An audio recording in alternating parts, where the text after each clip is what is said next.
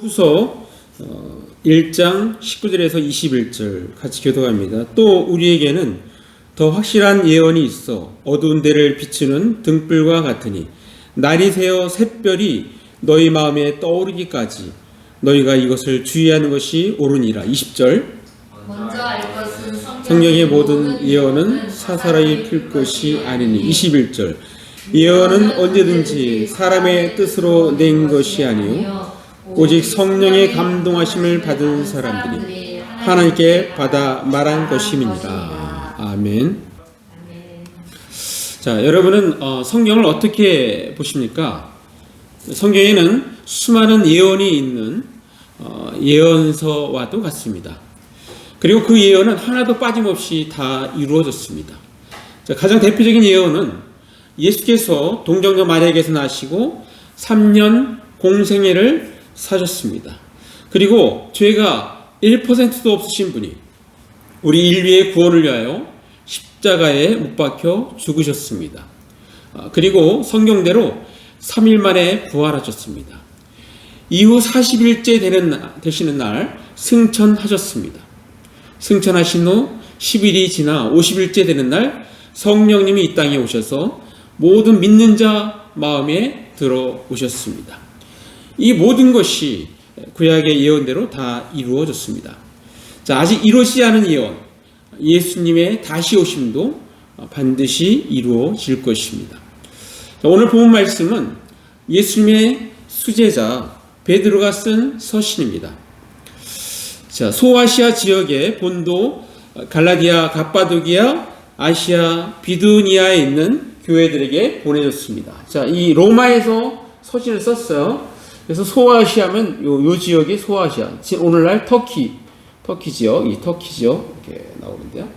자, 요 지역에 이렇게 편지를 쓴 것입니다.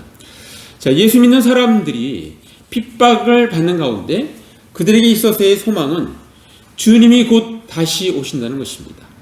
자, 그런데 시간이 지나도 예수님의 재림은 이루어지지 않고 그 사이에 오히려 거짓 교사와 거짓 교훈이 교회에 큰 영향을 미치고 있는 상황이었습니다.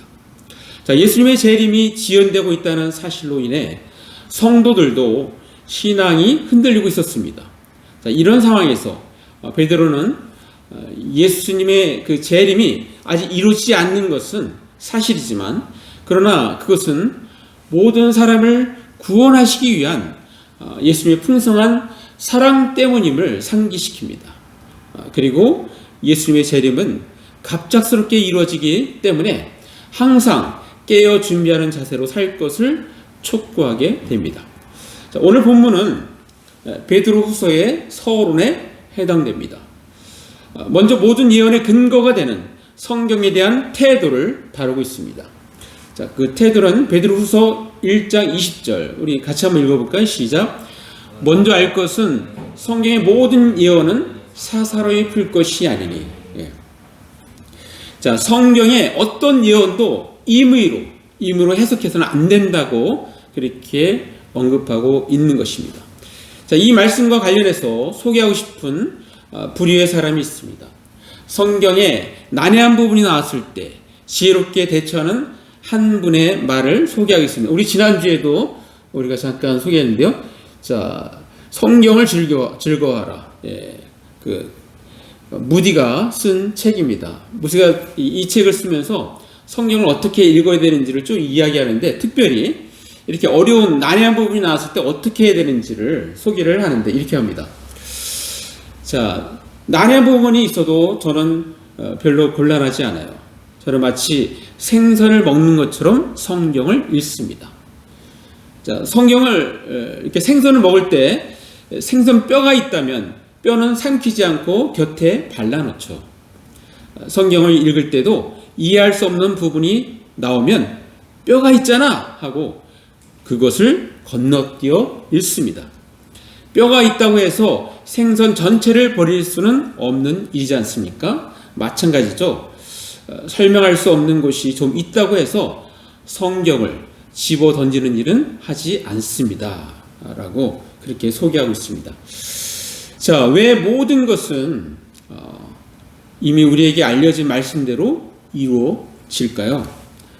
그것은 성경은 성령의 감동으로 쓰여졌기 때문입니다. 우리가 그 부분 한번 같이 읽습니다. 베드로후서 1장 21절 말씀. 자, 같이 읽습니다. 시작. 예언은 언제든지 사람의 뜻으로 낸 것이 아니요 오직 성령의 감동하심을 받은 사람들이 하나님께 받아 말한 것입니다. 자, 성경의 저자는 40여 명입니다. 자, 그들은 동시대에 산 사람도 있지만 대부분 다른 시대에 산 사람들입니다. 자, 모세는 모세, 다윗은 다윗, 솔로몬은 솔로몬, 이사야는 이사야, 누가는 누가, 바울은 바울. 각각 자신의 그 독특한 특성들이 있습니다. 자, 그러한 특성이 쓰여진 책에서도 잘 드러납니다. 자, 그러나 주제는 같습니다. 바로 예수 그리스도이십니다. 자, 어떻게 이것이 가능할까요? 자, 인간으로서는 불가능합니다. 그러나 하나님은 가능합니다. 성령님은 가능합니다. 인간은 언제나 실수할 수 있지만 하나님은 실수가 없으십니다. 인간은 때로는 후회도 하지만 하나님은 후회가 없으십니다. 따라서 성경에서 한 예언은 100% 이루어지는 것입니다. 그 성경은 예언서인데 성경의 핵심을 찔러보기라는 책을 쓴 정진석 씨는 성경에 대해서 예언이라는 측면에서 이렇게 얘기했습니다. 자, 성경은 정말 살아 숨쉬는 책이고 엄청난 스케일의 책이다. 몇 년 단위는 시시해서 무려 몇천 년 단위를 예언하는 것이 성경책이다. 여러분, 성경책에는 보면 막 예언이 몇천 년을 앞두고 하는 예언도 있어요. 근데 너무 이렇게 자연스럽게 소개를 하는 부분이 있습니다. 자, 우리가 아까 읽었던 베드로후서 1장 19절 제가 읽겠습니다. 또 우리에게는 더 확실한 예언이 있어. 어두운 데를 비추는 등불과 같으니 날이 새어 샛별이 너희 마음에 떠오르기까지 너희가 이것을 주의하는 것이 옳으니라 라고 그렇게 말씀하고 있습니다. 자, 이 말씀은 지금 베드로가 자신의 그 경험을 바탕으로 해서 하는 말입니다. 자, 우리는 예언자들이 전한 말씀을 보다 확실히 믿게 되었습니다. 여러분도 그 말씀을 가까이 하고 따르는 것이 유익할 것입니다. 그들이 전해준 말씀은 어둠을 밝혀 훤히 밝혀주는 빛과도 같은 것입니다.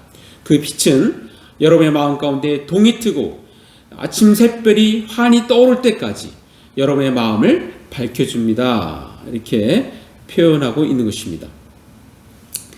자, 이 말씀은 사실은 베드로가 실제 변화산상에 올라갈 때 그때는 이제 세 제자만 올라갔어요. 세 제자만 예수님 따라 올라갔는데 거기서 아주 신기한 장면을 보게 됩니다. 그것은 뭐냐면 예수님이 갑자기 얼굴이 태양같이 그리고 옷은 빛과 같이 이렇게 변하는 거예요. 근데 그 옆에 두 사람이 딱 보이는데, 자, 이 나이 드는 사람은 딱 봐도 모세, 여기는 엘리야. 그래서 모세와 엘리야가 같이 예수님과 같이 이야기하는 거예요.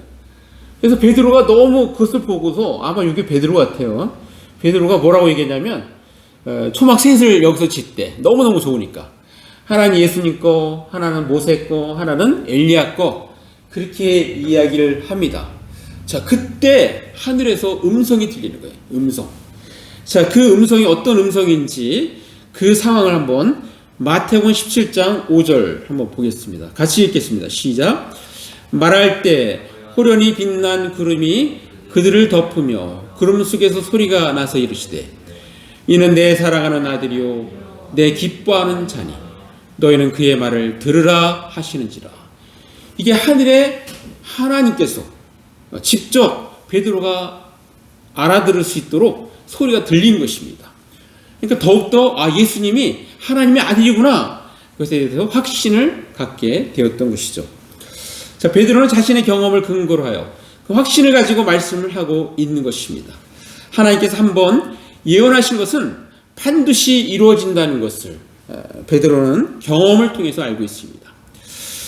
자, 지금부터 소개하는 것은 제가 처음으로 소개하는 말씀입니다. 제가 목사 안수를 받고 약 15년 넘게 설계를 해왔지만 오늘 언급하는 말은 처음으로 하는 것입니다.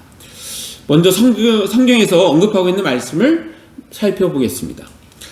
자, 이사야서 43장 5절에 보면 두려워하지 말라 내가 너와 함께하여 내 자손을 동쪽에서부터 오게 하며 서쪽에서부터 너를 모을 것이며 내가 북쪽에서 이르기를 내놓으라 남쪽에게 이르기를 가두어 두지 말라 내 아들들을 먼 곳에서 이끌며 내 딸들을 땅 끝에서 오게 하며. 지금 예언의 말씀을 하는 거예요. 그때 당시에는 아마 이 말씀이 무슨 말인지 못 알아들었을 것 같아요. 자, 이사야서 49장 11절 내가 나의 모든 산을 길로 삼고 나의 대로를 도두리니. 12절 어떤 사람은 먼 곳에서 또 어떤 사람은 북쪽과 서쪽에서 어떤 사람은 시님 땅에서 오리라.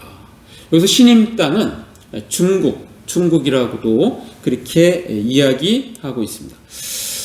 자, 예레미야 23장 8절. 자, 이스라엘 집 자손을 북쪽 땅, 그 모든 쫓겨났던 나라에서 인도하여 내신 여호와의 사심으로 맹세할 것이며 그들이 자기 땅에 살리라 하시니라. 자, 지금까지 이렇게 세 말씀을 봤어요. 세 군데를 봤는데, 자, 이 말씀이 지금 무엇을 예언하고 있을까요? 당시의 사람들은 이걸 무슨 말인지 못 알아들었을 것 같아요. 바벨론에게 망했긴 했지만 그것은 바벨론 지역이잖아. 근데 여기서는 동서남북이 다 나오고 있어요. 모든 쫓겨났던 나라들이라고 표현하고 있습니다. 자, 이것은 로마에게 멸망당한 후 거의 1900년 만에 이루어진 역사적인 사건을 소개하고 있는 것입니다.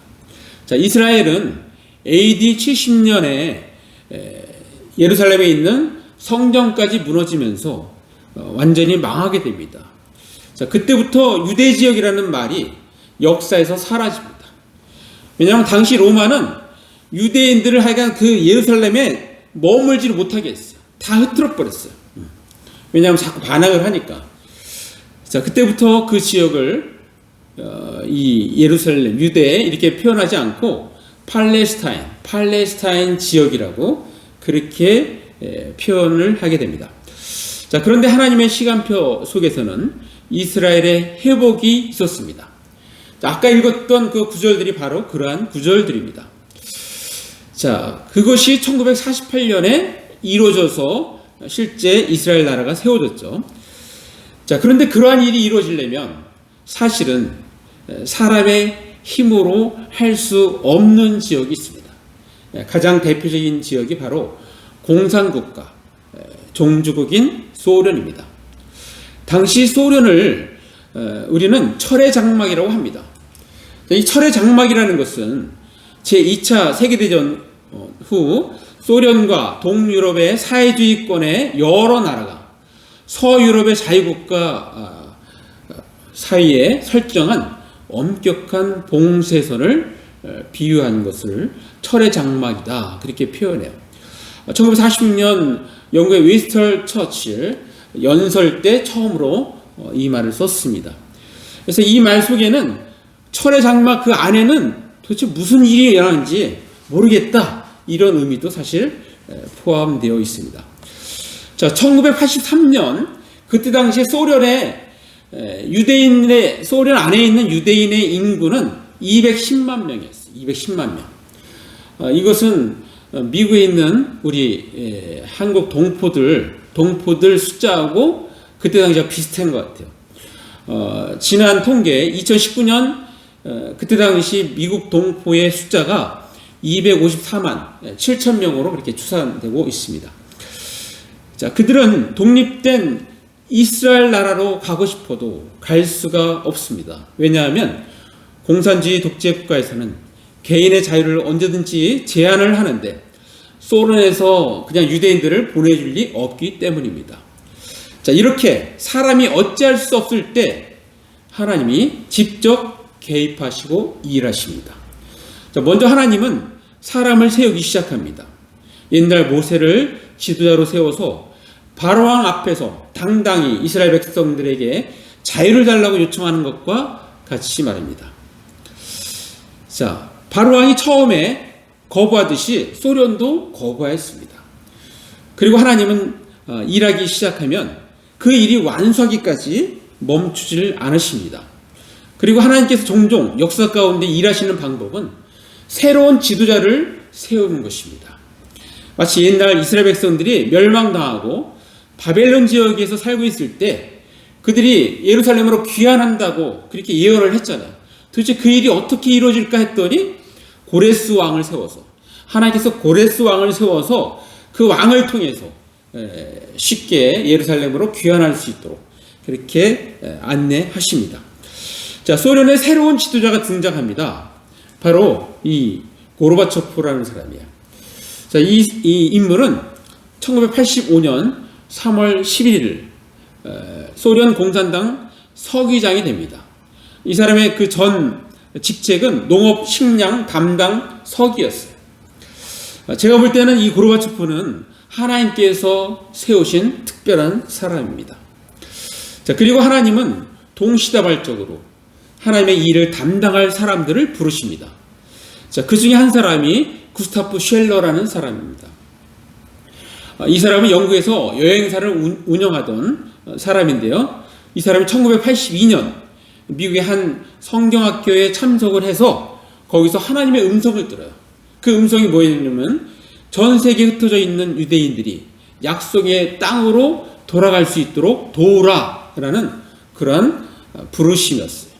그러니까 하나님은 여러 사람을 통해서 일을 하시는 거예요. 자, 한편 고르바초프는 지금 하나님께서 세운 사람인데 이 사람이 자기 일을 하지 못하고 머뭇거리자. 그러니까 이 고르바초프가 해야 될 가장 큰 일 중에 하나는 바로 뭐예요? 유대인들을 이스라엘로 갈 수 있도록 돕는 거였습니다. 근데 이 일을 계속 머뭇거리자 하나님께서 어떤 사건을 통하여 강력한 사인을 주십니다. 1986년 4월 26일 01시 24분에 전 세계가 깜짝 놀랄 만한 사건이 터집니다. 자, 이 그림이 바로 체르노빌 원자력 발전소가 폭파한 장면이에요. 이 사호기가 폭발을 합니다. 자, 이 사건은 고르바초프가 취임하고 나서 1년, 한 달 보름이 지난 때에 일어난 사건입니다.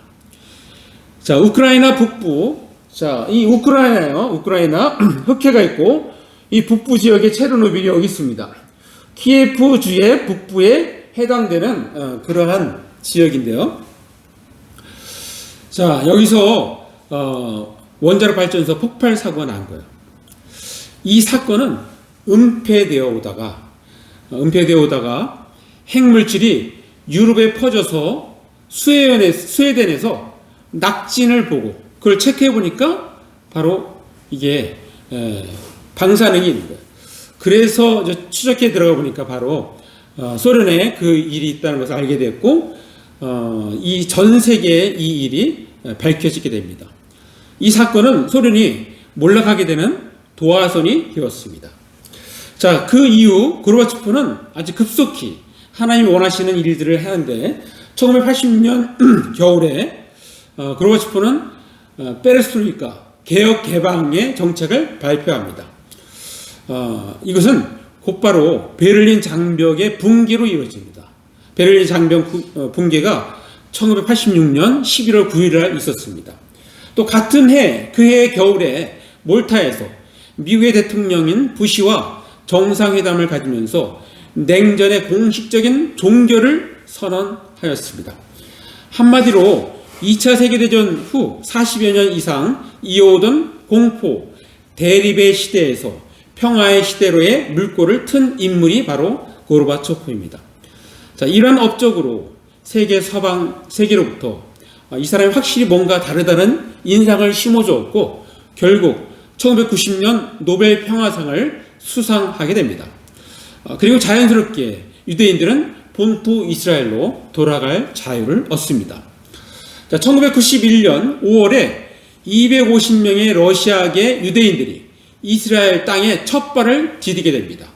그 이후 13개월 사이에 20만 명의 러시아계 유대인들이 이스라엘로 귀환합니다. 자, 하나님의 특급 작전이라는 책이 있습니다. 아까 얘기했던 구스타프 쉘러가 쓴 책이에요. 자, 원 제목은 여기 보면 Operation Exodus.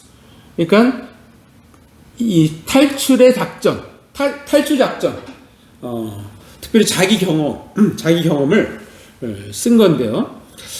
자, 이 구스타프 쉘러 저자는 스위스에서 태어난 유대인입니다. 1950년대에 영국에서 여행사를 운영했던 사람인데요. 아까 얘기했듯이 1982년에 미국의 한 성경학교에 참석했다가 거기서 그리스도인이 되면서 그러면서 하나님의 음성을 듣게 되었던 거예요. 그리고 나서 계속 그 일을 추구하다가 결국 소련이 딱 개방되는 거 보면서 이 일이었구나 라고 깨닫게 되고 에베네셀 재단을 세워서 이 독립국가연합, 당시 구소련에 있는 유대인들을 이스라엘로 데려오는 과정, 사건, 그것을 간증식으로 쓴 책입니다. 자, 그러니까 하나님의 역사에 대한 보고서인 것입니다. 자, 구스타프 쉘러는 1991년에 소련에 살고 있는 유대인들을 약속의 땅인 이스라엘로 데려오는 것을 목표로 삼는 에베네셀 재단을 설립합니다. 저자가 세운 에베네셀 재단을 통하여 그 해에 11월에 550명이 탈 수 있는 배를 구입합니다. 이 배가 그 배예요. 이게 그때 구입을 한 거예요. 자, 근데 이 배를 해갖고 어떻게 사람들을 이스라엘로 데려올 것인가? 근데 뭐 배가 있어도 무조건 태워올 수 있는 게 아니잖아요. 중간중간 나라들을 거쳐야 되는데 발견을 하는 게 바로 이 코스입니다. 자, 이 코스는 다른 나라의 터치를 받지 않아도 이렇게 여기 이스라엘까지 올 수 있는 거예요. 바로 오데사라는 항구. 자, 이것은 오늘날 러시아, 시리아 무기 지원 항로하고 똑같아요. 거치질 않는 거예요. 아주 비밀리에 데려올 수 있는 그 루트를 발견하게 되어서 바로 이 오데사 이 항구에서 이렇게 해서 이제 이스라엘 하이파라는 지역. 자, 하이파라는 지역을 보겠습니다. 자, 요 지역 다시 얘기하면은 여기가 오데사예요. 오데사에서 이렇게 실어갖고 이렇게 해서 이렇게 오는 겁니다. 예. 이런 식으로 데려오는데, 자, 근데 이때 당시에 아까도 얘기했잖아요. 여러 사람을 하나님께서는 이렇게 사용을 하셨다고 했는데 그 중에 끊임없이 중보 사역을 했던 분이 있어요. 거기에 리더가 요하네스라는 분이에요. 그 요하네스가 무슨 얘기를 하냐면 6년 전 오데사 항구에서 기도했던 일이 생각나는군.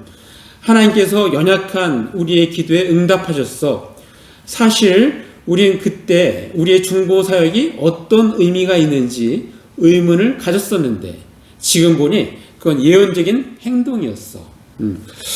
자, 중보 기도 사역자들이 사실은 러시아 이렇게 완전히 개방되기 이전부터 계속해서 하나님의 음성 듣고 기도를 했어요. 땅 밟기 기도를 했어요. 그래서 이 레닌 동상이 있으면 레닌 동상을 이렇게 돌면서 기도를 했습니다. 또 실제 오데사 항구에 가서도 기도를 했어요. 근데 지금 그 고백을 하는 거예요.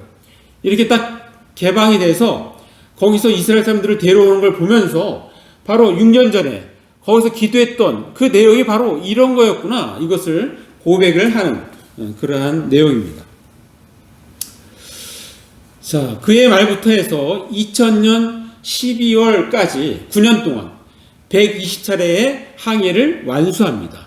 그리고 그 배를 통하여 우즈베키스탄, 카자흐스탄을 비롯한 독립국가연합, 다시 말해서 구소련에 살고 있는 7만 명의 유대인들이 이스라엘로 귀환할 수 있도록 도와주게 됩니다. 그리고 이 저자는 2000년 2월에 암으로 세상을 떠나게 됩니다. 자, 그리고 아직 이루어지지 않은 예언이 있습니다. 바로 예수님이 이 땅에 다시 오시는 사건입니다. 자, 마태복음 16장 27절 한번 같이 읽습니다. 시작. 인자가 아버지 영광으로 그 천사들과 함께 오리니 그때 각 사람이 행한 대로 갚으리라. 자, 이렇게 천사들과 함께 오겠다고 예수님께서 말씀하셨습니다. 또 우리가 잘 아는 요한계시록 22장 20절 마지막 절에 자 이렇게 적혀 있습니다. 같이 있습니다. 시작. 이것들을 증언하신 이르되 내가 진실로 속히 오리라 하시거늘 아멘. 주 예수여 오시옵소서. 자, 우리는 이것을 예수님의 재림이라고 부릅니다. 지금까지 모든 예언이 이루어진 것으로 볼 때 이것 또한 이루어질 것으로 100% 확신합니다. 자, 그러나 한편으로 예수님의 재림은 인류의 종말을 말하는 것입니다. 자, 구원받는 자들에게는 기쁨이요 축제입니다. 그러나 구원받지 못하는 사람들에게는 죽음이요 저주입니다. 영원한 형벌의 시작입니다. 자, 우리는 반드시 구원받는 자 속에 들어가야 합니다. 자, 우리는 지금 모든 것은 이미 우리에게 알려진 말씀대로 이루어진다는 제목의 설교를 듣고 있습니다. 자, 그렇다면 우리는 어떻게 해야 할까요? 자, 한 가지만 말씀드리겠습니다. 자, 구원의 확신과 영적 긴장이 신앙의 조화를 이루어야 합니다. 한번 같이 읽습니다. 시작. 구원의 확신과 영적 긴장이 신앙의 조화를 이루어야 합니다. 자, 야고보서 4장 14절 말씀 같이 읽습니다. 시작. 내일 일을 너희가 알지 못하는도다. 내 생명이 무엇이냐? 너희는 잠깐 보이다가 없어지는 안개니라. 자, 무슨 말입니까? 우리의 미래를 장담할 수 없다는 것입니다. 자, 그러면 우리는 가장 우선적으로 확실한 영적 보험을 드러나야 되는데 그것은 바로 구원입니다. 자, 먼저는 구원의 확신을 갖추는 것입니다. 자, 마틴 로이드 존스가 회개라는 책을 썼어요. 이 마틴 로이드 존스는 20세기 최고의 설교자로 불리우는 영국 목사입니다. 자, 한때 미래에 촉망받는 외과 의사였는데 하나님의 부르심에 응답하여 목사가 된 사람입니다. 자, 이 사람이 회개라는 책에서 이렇게 적고 있습니다. 자, 우리는 가벼운 입술로 믿음을 고백하기만 하면 구원되는 것이 아닙니다. 마귀도 예수님을 구세주로 믿고 떱니다. 라고 그렇게 말합니다. 자, 그냥 가벼운 입술로 그냥 믿음을 고백하기만 하면 구원받는 것이 아니라는 것을 언급하는 것입니다. 단순히 교회만 출석한다고 구원받은 사람이라고 단정 지을 수 없다고 그렇게 말하는 것입니다. 자, 그러면서 마틴 로이드 존스는 그의 동일한 책에서 내가 구원받았니 구원받지 않았는지를 구분해주는 기준으로 다음과 같은 주장을 합니다. 자, 회개하지 않는 자는 계속해서 하나님을 피한다. 죽으라고 하나님으로부터 도망친다. 최대한 하나님으로부터 멀어지려 한다. 반대로 참된 회개를 경험하는 자는 오직 하나님만 자신의 갈급함을 채우실 수 있음을 깨닫게 되고 끊임없이 하나님 앞에 무릎을 꿇는다 라고 이렇게 소개하고 있습니다. 자, 이것이 기독교의 회개의 역설이면서 사실은 세상은 이해할 수 없는 신비죠. 신비. 자, 여러분은 어디에 해당됩니까? 우리는 당연히 후자 쪽에 해당해야 합니다. 자, 이것은 사실은 믿는 자들에게 하는 얘기예요. 믿는 자들은 다 회개를 거쳐서 그리스도인이 됐습니다. 근데 그 사람이 정말 구원받았는지 받지 않았는지를 정확히 알 수 있는 방법은 회개했다고 하면서 계속해서 하나님을 피하고 하나님을 도망치고 하나님으로부터 멀어지려고 하는 사람은 그 사람은 진정으로 구원받은 사람이 아닌 거야. 진정으로 회개한 사람은 계속해서 뭐야? 하나님 앞에 나와서 무릎을 꿇고 그 하나님을 갈망하는 그 모습이 있다는 것입니다. 자, 여러분은 이 후자에 들어가기를 바랍니다. 자, 참된 회개를 한 성도일수록 죄를 더 깊이 알고 더 깊이 회개합니다. 회개는 우리가 생을 마감할 때까지 계속하는 것입니다. 자, 그러면서 동시에 영적 긴장을 가지고 있어야 합니다. 자, 소돔과 고모라 사건 잘 아시죠? 자, 롯이 살았던 소돔과 고모라 성의 인구는 당시 약 20만 명. 20만 명이면 굉장히 큰 겁니다. 굉장히 큰 거예요. 자, 천사가 찾아와서 소돔과 고모라의 성읍이 유황불로 심판받기까지 얼마나 걸렸을까요? 성경 말씀 보면은 약 12시간에서 16시간, 즉 하루도 아닌 반나절입니다. 여러분, 어느 누가 와서 갑자기 피신해야 된다고 이렇게 여러분에게 요청하면 어떻겠습니까? 우리 아까 체르노빌 원전 사고 들었는데요. 그 사건이 일어나고 나서 그 지역 주민들이 대대적으로 대피가 시작된 것은 36시간이 지나서입니다. 그러니까 3일이 지나서입니다. 사실은 너무나 늦은 시간입니다. 늦은 제처입니다. 최소한 소돔과 고모라처럼 반나절 안에는 이루어져야 하는 일인데 그때 당시에 체르노빌 사람들은 그렇게 하지 못했어요. 사람들 사실은 영문도 몰랐습니다. 갑자기 그냥 차가 버스가 수백 대가 쫓아가고 사람들 실어 나르는데 떠나면서 뭐라고 얘기했냐면 2주 후에 돌아옵니다. 2주 후에 돌아옵니다. 그렇게 해서 사람들 싣고 갔어요. 그런데 어떻게 됐어요? 그들이 25년이 지난 지금도 아직 돌아오지 못하고 있습니다. 자, 이런 것을 보면 우리는 평상시 준비를 해야 합니다. 사실은 정부는 정말 긴급하고 중요한 일일 때 솔직하게 얘기하지 않아요. 거짓을 이야기합니다. 그러니까 우리가 깨어 있어야 되는 거예요. 그래서 우리는 몽골 사람들의 삶의 지혜가 필요합니다. 자, 몽골 사람의 한 가구의 양과 우리나라 사람의 한 가구의 양을 비교해 봤는데 1000배나 차이가 난다 그래요. 1000배. 우리나라 사람이 1000배나 더 많은 거예요. 이사할 양이 많은 거예요. 갑자기 떠나야 할 일이 있을 때 몽골 사람은 우리보다 훨씬 빠를 수 있다는 것을 시사합니다. 자, 창세기 19장 1절. 자, 한번 같이 읽어볼까요? 시작. 저녁 때 그 두 천사가 소돔에 이르니 마침 롯이 소문 성문에 앉아 있다가 그들을 보고 일어나 영접하고 땅 앞에 엎드려 절하며. 자, 이렇게 저녁 때에 두 천사가 왔어요. 자, 그러면서 2절에 보니까 이르되 내 주여 돌이켜 주의 집으로 들어와 발을 씻고 주무시고 일찍 일어나 갈 길을 가소서. 그들이 이르되 아니라 우리가 거리에서 밤을 새우리라. 자, 지금 롯은 뭐라고 얘기하고 있어요? 들어오셔서 씻고 주무세요. 근데 지금 뭐예요? 천사들이 생각하기에는 지금 멸망이 반나절도 안 돼요. 12시간, 16시간 안에 이루어져요. 잠잘 시간이 어디 있습니까? 그래서 이 천사들은 밤새울 생각을 하고 온 거예요.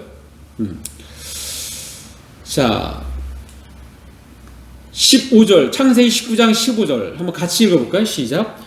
동틀 때 천사가 롯을 재촉하여 이르되 일어나 여기 있는 네 아내와 두 딸을 이끌어내라. 이 성의 죄악 중에 함께 멸망할까 하노라. 그 다음날 막 새벽에 막 재촉하는 거예요. 빨리 나가야 된다고. 빨리. 그걸 따져보면은 12시간, 16시간 안에 지금 이루어지는 겁니다. 자, 결국 어떻게 됩니까? 이렇게, 이게 이렇게 실제 날개가 있지는 않았을 것 같아요. 그러니까 천사가 어떻게 해요? 롯과 두 딸을 데리고, 이거는 뒤에 보니까 롯의 처 같죠? 롯의 처. 뒤돌아보다가 속임이 된 롯의 처입니다. 자, 롯에게는 아직 시집가지 않은 두 딸이 있었습니다. 물론 결혼할 사이도 있었습니다. 당연히 이 사실을 사이들에게 알렸습니다. 사이들은 어떻게 반응을 했죠? 자, 그 반응이 창세기 19장 14절입니다. 자, 한번 같이 읽어볼까요? 시작. 롯이 나가서 그 딸들과 결혼할 사이들에게 말하여 이르기를 여호와께서 이 성을 멸하실 터이니 너는 일어나 이곳에서 떠나라 하되 그의 사이들은 농담으로 여겼더라. 자, 오늘날 이와 같은 똑같은 상황이 될 때 순순히 따라 나올 사이들이 과연 몇 명이나 될까요? 제가 볼 때는 95% 이상 모두들 노라고 할 것입니다. 이 말은 평상시 예수님의 재림에 대하여 의식하지 않고 있으면 우리들도 이 사이와 같을 수 있다는 것입니다. 그런 상황이 올 때 그냥 농담이겠지라고 받아들일 수 있다는 거예요. 그래서 성경은 준비하고 있으라고 그렇게 말씀하고 있는 것입니다. 자, 누가복음 12장 36절 한번 같이 읽어보겠습니다. 시작. 너희는 마치 그 주인이 혼인집에서 돌아와 문을 두드리면 곧 열어주려고 기다리는 사람과 같이 되라. 자, 예수님께서 이렇게 준비하라는 거예요. 이렇게 문을 두드리면 바로 열어주려고 기다리는 사람처럼 하라는 거예요. 자, 그림을 한번 보겠습니다. 자, 지금 이렇게 남자들이 있죠. 이렇게 딱 등불을 들고 기다리는 거예요. 딱 기다리는 거예요. 이렇게 하라는 거예요. 그러니까 남자들만 나오면 안 되겠죠. 자, 여자들도 이렇게 딱 등불을 들고 기다리고 있습니다. 다시 말해서 마태복음 25장 13절 말씀입니다.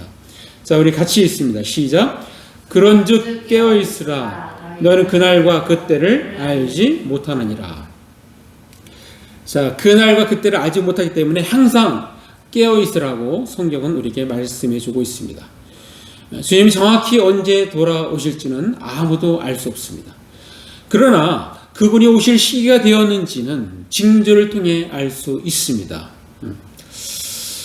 자, 이 데이빗 제로마이어라는 사람이 이런 책을 썼어요. 세상에서는 지금 어떤 일이 일어나고 있는가? 지금 현재 일어나고 있는 일을 이렇게 소개를 하는 책입니다. 자, 이 책에서 우리가 어떻게 주님의 재림을 기다릴 것인가를 우리에게 좋은 이렇게 교훈을 주는 말씀이 있어요. 그 부분을 한번 보겠습니다. 자, 기다리고 일하고 주시하라. 이것이 그리스도의 재림이 임박함을 알리는 징조가 보일 때 그리스도인들이 해야 할 세 가지 행동이다. 자, 뭐라고요? 기다리고 일하고 주시하라. 예. 자, 마무리합니다. 자, 미국은 정권이 민주당으로 바뀌었습니다. 바이든이 되었죠. 자, 그들은 기도할 때 어떻게 했냐면 아멘 한 다음에 우먼 이렇게 합니다. 그러면 아멘, 그러니까 남자라 이거예요. 남자니까 공평하기 위해서 우먼도 넣는 거예요. 또 남녀 평등을 주장하는데 또 몇 개의 법안을 사인했는데 그 사인 중에 어떤 게 있냐면 화장실에 남녀 구분을 하지 않는 것입니다. 남자라도 본인이 여성이라고 생각하면 여자 화장실을 이용할 수 있다는 법입니다. 만약 우리나라 그런 상황이 되면 어떻게 되겠어요? 여자들이 깜짝 막 비명시키겠죠. 갑자기 남자가 들어오면은. 자, 근데 그것을 그냥 아무렇지 않도록 할 수 있도록 법으로 허용한 것입니다. 자, 이러한 현상들을 보면서 세계의 종말의 시간은 더욱더 12시에 가까이 갔다고 볼 수가 있습니다. 자, 이러한 때 모든 것은 이미 우리에게 알려진 말씀대로 이루어졌다면 앞으로 남은 마지막 예언, 예수님의 다시 오심, 즉 재림도 반드시 이루어지는 사건인 것입니다. 자, 이에 우리는 아까 말씀드린 대로 구원의 확신과 영적 긴장이 신앙의 조화를 이루도록 해야 하는 것입니다. 자, 우리 모두 구원의 확신과 영적 긴장이 신앙의 조화를 이루어 이 땅에서 그리스도인으로서의 합당한 삶을 사시는 저와 여러분 되시기를 간절히 바랍니다. 기도하겠습니다. 이 시간 말씀 생각하시면서 잠깐 기도로 나아갑니다.